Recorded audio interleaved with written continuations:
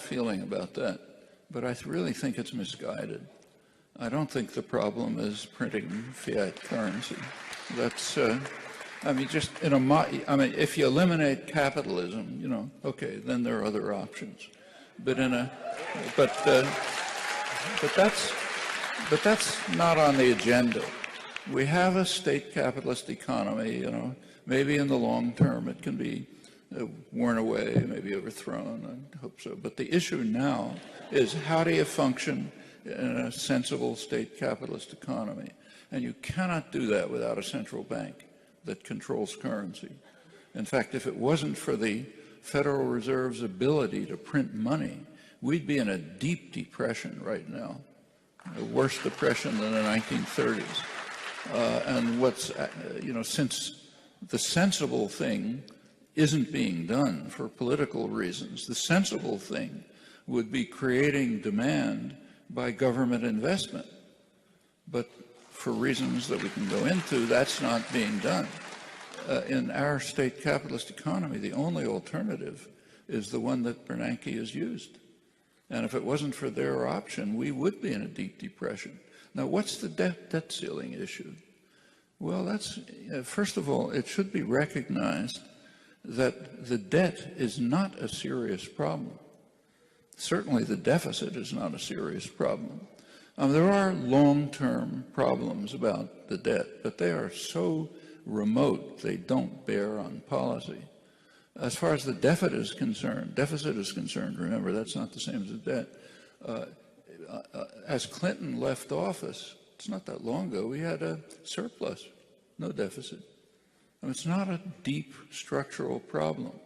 The current deficit is the result of Bush's tax cut, the crazy wars, the virtually criminal behavior of the corporate system that led to the housing crisis, finally financial crisis. All of that has increased the deficit, but not out of sight. The deficit is, first of all, it's declining, and it would be overcome by actual growth. I mean, the government economic offices, Bureau of the Budget and so on, they calculate that there's about $1 trillion of unused capacity. I mean, the real problem of the economy is not the debt and the deficit. It's the fact that the economy is so kind of grotesque that you have tens of millions of people wanting to work and not able to. You have huge financial resources. The corporations don't know what to do with their money. Huge profits, huge bank profits. There's an enormous amount that has to be done. Just walk around any city, you can think of a million things that have to be done, and all kinds, you know, just enumerate them at will. So a huge number of idle hands, enormous resources, tremendous amount of work that has to be done, and the economy is so dysfunctional it can't put them together. That's the problem. And it's destroying a generation of young people. It's severely harming the economy. Under current circumstances, the way out is pretty well known. It's to stimulate the economy through government demand, since corporations aren't doing it, and to devalue the dollar so that we import less and export more.